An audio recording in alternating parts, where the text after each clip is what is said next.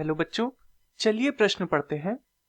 प्रश्न दिया है, एक प्रतिरक्षी अणु में कितने होते हैं, अर्थात एक प्रतिरक्षी अणु में कितनी पॉलीपेप्टाइड श्रृंखला होती है।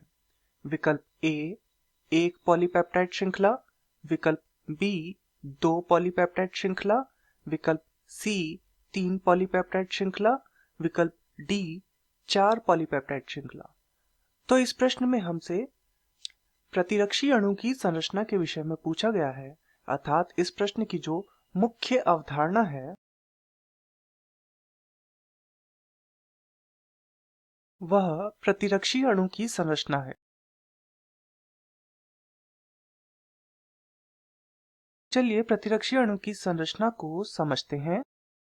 प्रतिरक्षी अणु एक ग्लाइकोप्रोटीन होता है। इसमें चार पॉलीपेप्टाइड श्रृंखलाएं होती हैं।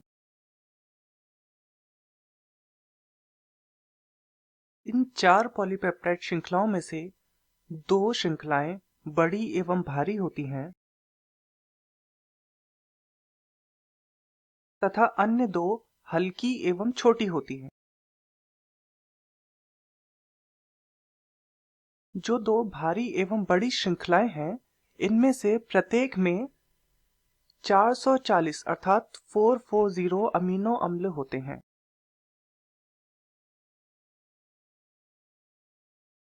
वहीं जो छोटी एवं हल्की श्रृंखलाएं होती हैं, उनमें से प्रत्येक में 220 अमीनो अम्ल होते हैं।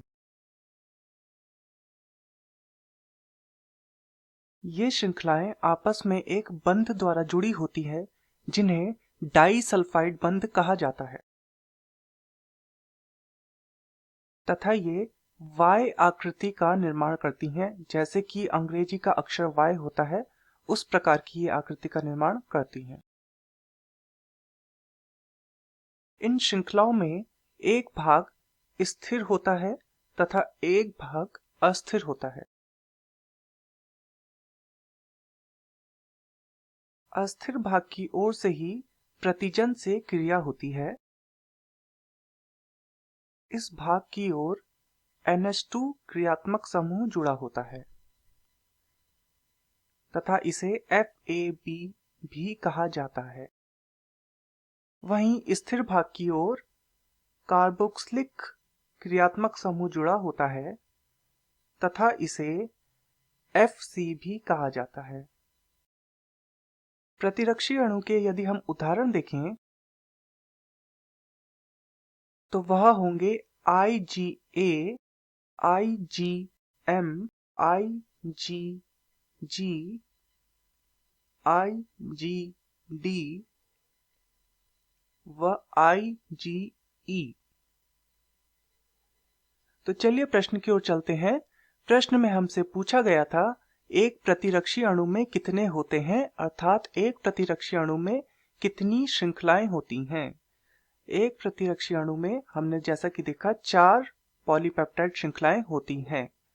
तो विकल्प ए एक पॉलीपेप्टाइड श्रृंखला गलत है, विकल्प बी दो पॉलीपेप्टाइड श्रृंखला वह भी गलत है, विकल्प सी तीन पॉलीपेप्टाइड श्रृंखला यह भी गलत है। अतः दिए गए प्रश्न का सही उत्तर होगा विकल्प डी चार पॉलीपेप्टाइड श्रृंखला। मैं आशा करता हूं आपकी यह समझ में आया होगा। धन्यवाद।